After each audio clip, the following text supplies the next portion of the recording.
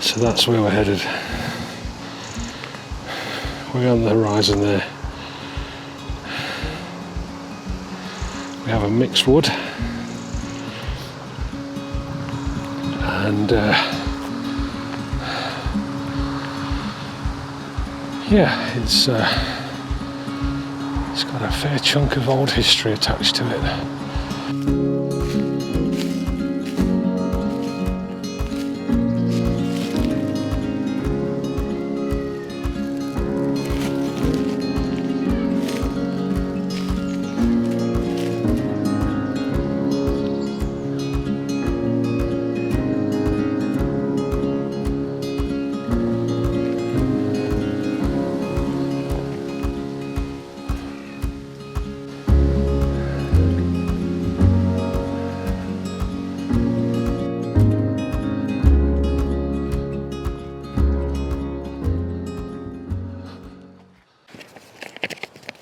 So Robin Hood then, did he really exist? If so, when was it? What period did he live? And where was it? Because there's some controversy as to where Robin Hood may have come from. And truly the bottom line is nobody knows for sure. But if we look close enough at the current evidence, and there's a lot of it, it gets quite easy to come to a conclusion that Robin Hood indeed was very real, and that the legend is based on the life of just one man. You're even able, if you look closely enough, to be able to start to narrow the dates down where he may have been floating around this place, who his mates were, who his enemies were, more importantly. The main problem I've come up against looking at the story of Robin Hood, digging in and out of the legend over the years, is the global popularity of the man. You start to look back from today, and the further you go back in history, the more you start to realise that the story's been polished, shall we say. And while the main thread remains the same, there's often all kinds of wild speculation, and before you know it, there's a cluster of stuff without any supportive truth, and it makes it quite difficult to wade through. So anyway, what I've done is I've gone back a different way, and instead of looking at the ballads or looking at the places and trying to prove them, I've looked at everything over the centuries I can get my hands on. Not my centuries, over the centuries of history. I'm old, but I'm not that old.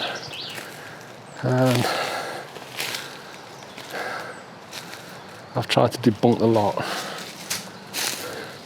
disprove everything. If there's no credible evidence, if there's no tangible proof, I discount it. If it's somebody's back garden story, if it's a little villager's belief that the Robin Hood town hall was once where Robin Hood ate his bacon roll in the morning, or I shouldn't belittle it. I mean, there's a lot of people who've got very strong beliefs about these legends, and in fact some places even rely on it for tourist income. So I think I'll say any Robin Hood story is a good story. But personally, what I've tried to do is I've tried to get to the truth of just one question, and that is, did he exist? Was there a single man by the name of Robin Hood on which the legend is based? Now, with the ballads being old, 1450, it gives me a starting point. If the ballads were 1450, what does that tell us? Well, quite simply, it tells us that Robin came before it. So if the man was real, he has to have existed in a time pre-ballad. Simple logic. And then I got to asking, well, okay, we've got the ballads, but are there any other words mentioning Robin Hood or his merry men that predate the ballads? And I was quite surprised, but actually, yes, there is. What I've done with it, I've had a closer look at that pool of information, more forensically explore it, and asking the question if there was anything written before the ballads. There seems to have been a few things that could be associated with him, can't say for certain, but one certainly seems likely, and that's written in 1390, so some 60 years before the ballad, which is a considerable period of time. And because that exists, it means we can eliminate many claims since then, some of them quite recent, some of them quite important even, but they're not credible, because if that writing of Robin Hood is dated 1390, then any claims that Robin Hood was born somewhere or travelled somewhere substantially later than that, it's just not cricket. So as a result of this process, dipping in and trying to discredit things, it reduces the amount of noise I've got. The pool of information dramatically strips down, and I just end up with a small bucket of tools rather than a great big workshop full of different things. Now, what's come out of that is that a couple of the classic tales actually begin to cement. If the jigsaw puzzle pieces that we're collecting here, then I have a certain number and they all click together. It's also led to one or two accidental findings, stuff that I've not heard mentioned anywhere else, but when you look at a smaller group of pieces, there's two or three actually look like they do attach quite nicely to each other, and as a result there's one or two theories that I can share with you over time. And that's what brings me here today, really. That's part of the reason I'm out. Quite excited to do this, but I'm a little bit nervous as well, because it means me travelling into private property, and I know I won't be welcome if anybody picks me up there. So today I'm hoping to visit the site that I believe was the actual place Friar Tuck lived just prior to doing battle with Robin Hood in their legendary tale of how they first met. Today, that place is known as Friar Tuck's Well, but it's got a long, long history, and it was previously known before that as St. Lawrence's Spring, where there's a natural water bubbling up through the earth. It goes beyond there, though. There are ancient references to this site of sacred springs, there being a holy well there, and it's also reputed to have been a place of significant pagan worship. And it just tells us that there's a whole lot more to this location, this water, and the whole area than meets the eye. Friar Tuck's Well it is today. We're going to try and find this spring, any signs that we can of the ancient source of water. Now, sadly, this place was reported on back in, I think, 2013, and it was in a derelict state. There was signs of some ironwork being robbed, and some stone steps that the waters ran down at one point in history. But that's all collapsed now, or it had back then. And the waters were still present. You could still see signs of the bubbling natural spring. But in the growth that we have today, in the forest as it is, it's going to be a difficult call. But we're going to go down and have a look. Hopefully we'll get a sign of it. A successful day would be to take a few photos, catch the bubbling spring before we lose it altogether. I mean, unless anybody has a chance of buying it and spending some time, effort and money on bringing it back to some form of glory, then I'm afraid its future's pretty bleak. although you could argue that it's going to go back to its natural state, and that's actually a plus. Depends which way you look at that one. So where exactly am I? Well, if it was around 1200 AD, I'd be deep in the Royal Forest of Sherwood. I'd be heading over in that direction over there, south-southwesterly, towards Nottingham Castle, which back then was no more than a posh wooden bushcraft shelter, the home of the sheriff. Under the canopy of the Royal Forest of Sherwood, I'd also have my hood up and extra arrows in my backpack, keeping a vigilant eye out for the sheriff's men, because there were stiff penalties for being caught or accused of stealing deer, poaching, or even trespass, which is what I'm probably going to be accused of today if I get caught. But anyway, yeah, this would have been deep under that canopy. We're about 15 miles north of the castle, carrying on north, heading up that direction, roughly somewhere probably over there. That would have led all the way up to the border of the Shire of York, today as we call it, Yorkshire. They make great tea up there. Yorkshire tea is the best. Oh, excuse me. So Nottingham Castle, full distance of somewhere between 40 to 50 miles, I would say the original forest would have stretched. And then over in that direction, which is now farmland, that would have headed across, all under forest canopy, right the way till we got to the border of the Shire of Lincoln, or today, yeah, you got it, Lincolnshire. And then swooping directly over that direction, it would have carried on under tree canopy, a little bit more sparse as we got out onto the fringes that way, but nevertheless it would have gone a long way over in that direction until we reached the Shire of Derby. Today that is known as the Peak District. No, it's now Derbyshire, with the beautiful peaks over to the west.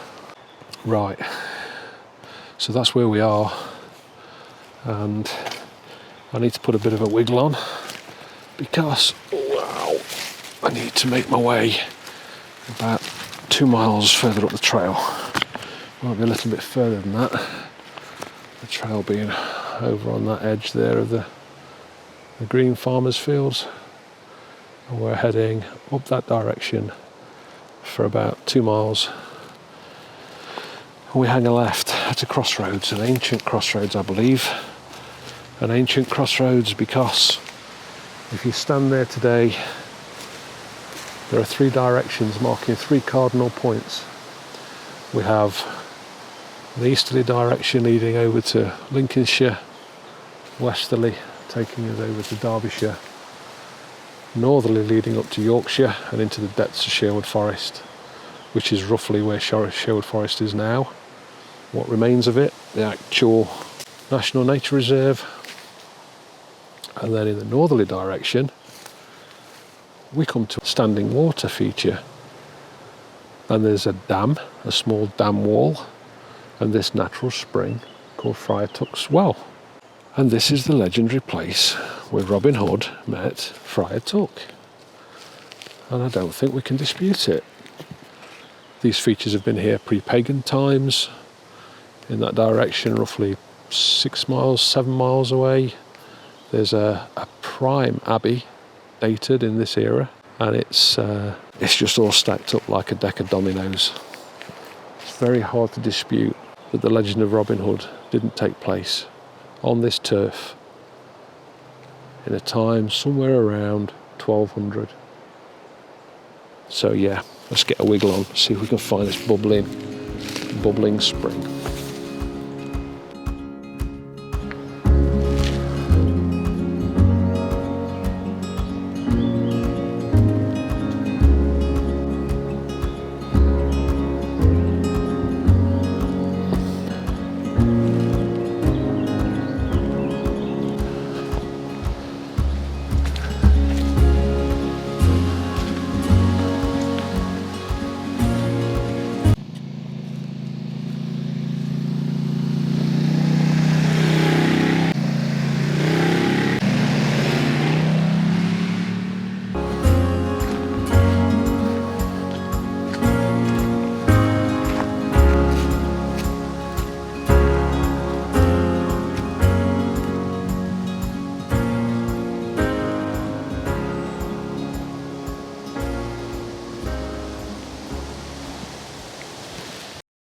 Yeah, there's just one tall, thin, spangly, that's not a word surely, just one tree doing its thing. Not a place for a wild camp, people, although the ground's a little bit... Oh, something's tickling my hand now, crikey. A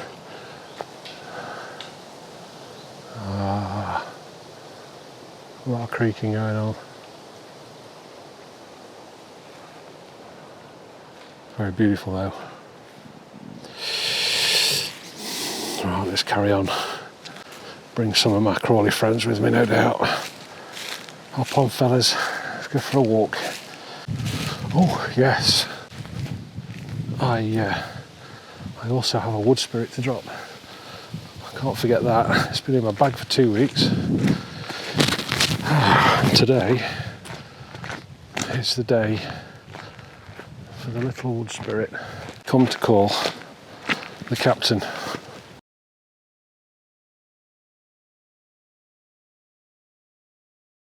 I'm not sure that there are many wood spirits called the captain, but hey, he's named after quite a unique guy, affectionately known as Captain Bushcraft on Instagram. Oh, I'll drop a link to his profile in the comments below. If you'd like a giggle, you're sure to find one there. Hope you're doing well, my friend. Oh, I don't want you to think that there's any link between Friar Tuck and me naming this wood spirit after you. No, none whatsoever, just for the record. Complete coincidence. Often these paths, you don't think anything of them until you start to look a bit deeper, and further down here we've got a little touristy sign that explains this is a place now called Fountaindale, and you miss the fact that it's on a crossroads. It's a three-way crossroads, and it may be coincidence, but if it is an ancient thoroughfare, an ancient route that was trodden, which is quite believable it is because the water that's here has been here for centuries, then that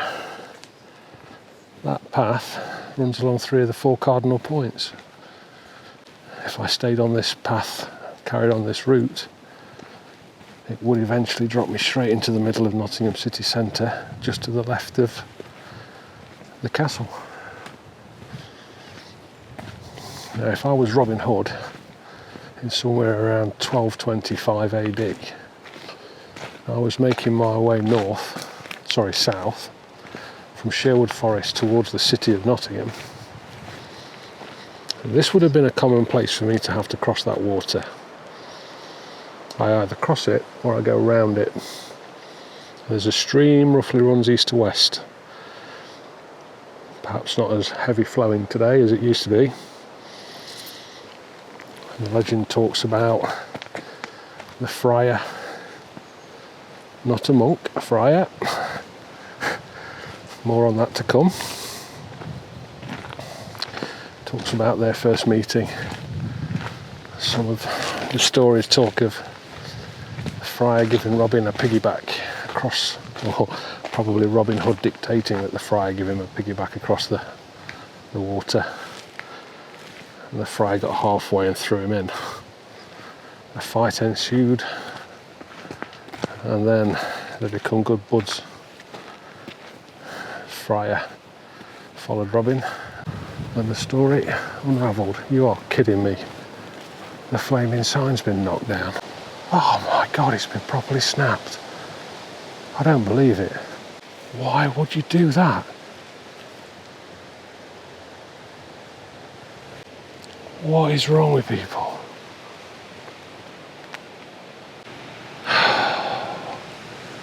Oh man.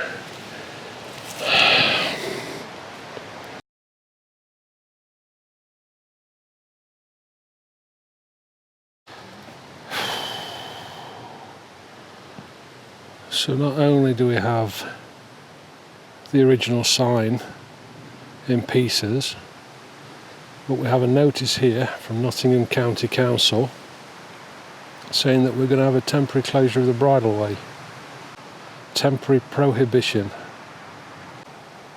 No person shall proceed on foot, cause any pedal cycle to proceed, cause any horse to proceed, cause any animal to proceed in the following length of the bridle way. Now we get into the meat of it. It says, spiky thorns. The prohibition is required due to the dangerous condition of a boardwalk bridge and to enable repairs to be made to it. Okay. Oh, it's okay. What's the worst that can happen, eh? A warning to the public. You will be decapitated if you carry on past this point. So let's carry on past that point. What's the worst that can happen, eh? Sticking the GoPro up to their dining room window is probably not wise. I cycled through here once, literally on this path, and I carried on. And I went in one direction and it was straight through here. It took me all the way out to a village called Blidworth. And from there on to Calverton. And from there on to an old Roman road. And that's a whole new story to talk about. And I don't know where I'm going right now.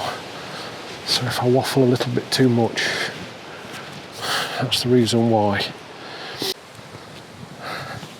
I honestly didn't see any no entry signs. I need to keep my eyes open because anywhere around here could be what we're looking for. Oh, we have a drop off. Okay, what's down there? We have water.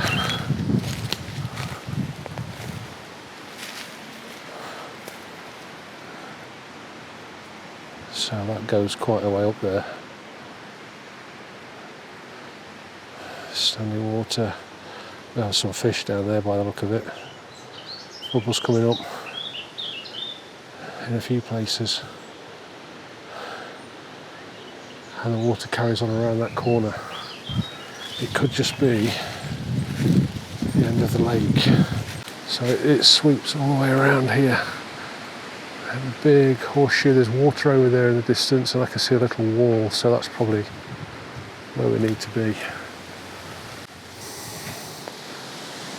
No signs on the ground of any stonework or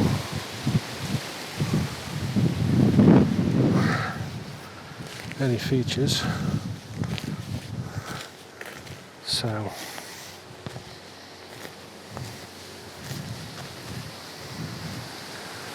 let's make our way back onto the path. Just have a quick flick here, see if there's any.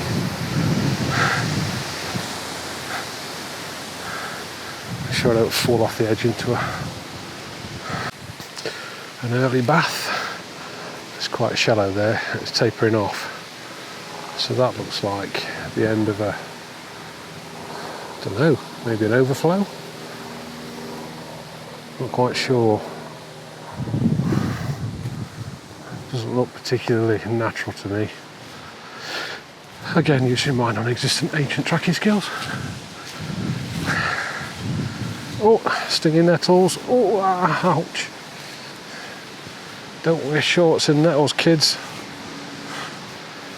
Unless you've got a good supply of dock leaves.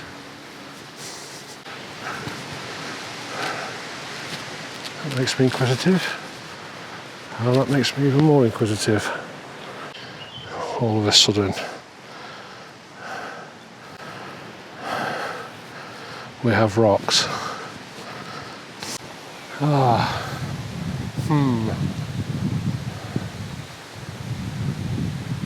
Private property. All fishing and shooting rights are private. For inquiries, please call over. But it's engaged.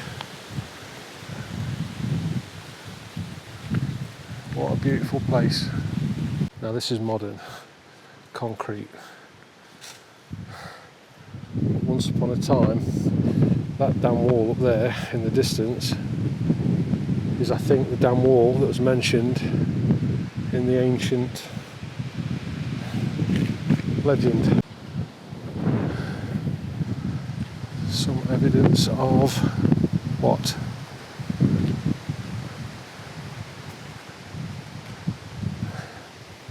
Some evidence of, oh, the amount of dragonfly here. Wow. What I'm trying to say is some evidence of, is this it? Oh, you know what?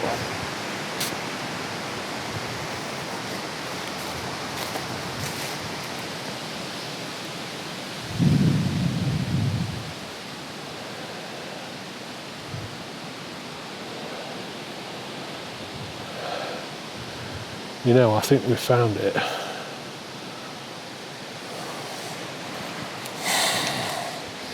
How can I get down there? Looks like a natural spring. I'm not going to get down there, I can tell. It's just too...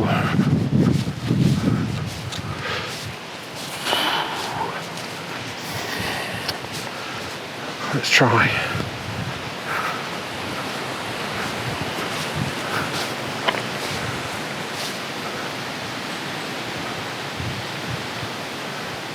Okay, things are starting to get a bit moist underfoot. And stingy around your waist. One wrong foot here and I'm going to be in up to my, yeah, just like that. Way too muddy. Oh, what a shame. Okay. There's some really old rocks down there at the edge of that little bit of pool. This woodland has not been cultivated. You can just tell the way it's formed, the ground's so uneven. And then leading up to the overflow from the lake there at the top, there is no overflow. However, beneath it, in the ground, we've got water bubbling through. I'll try and get up a little higher because I can feel myself sinking. I'm not going to get close enough. I just don't think I can. Can I get across a couple more steps?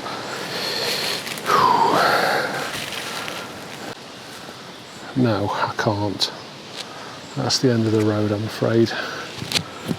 But just down there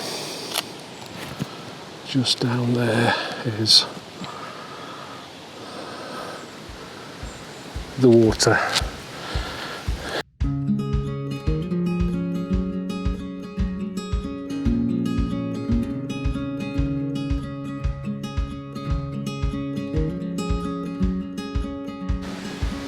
They're the old original stones, I'm pretty sure of it. That's stone, it's not brick. It looks like it may have been rebuilt.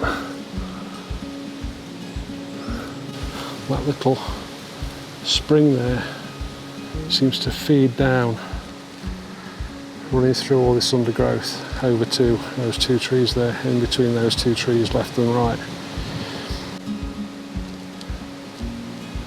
And that's where it goes off underneath the undergrowth.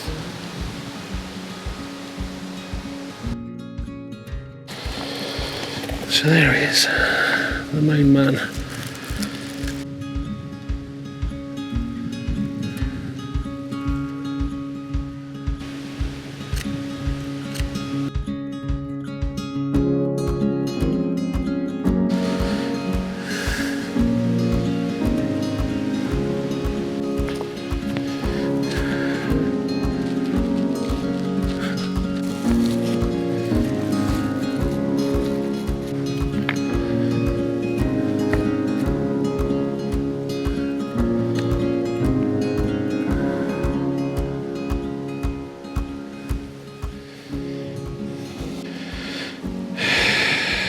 See you later, bud.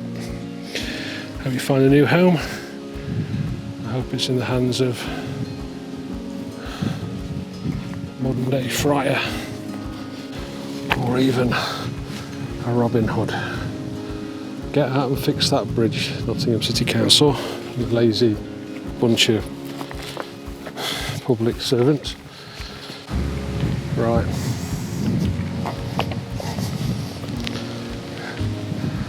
I think it's time to grab a banana, change a few batteries, and take on some water.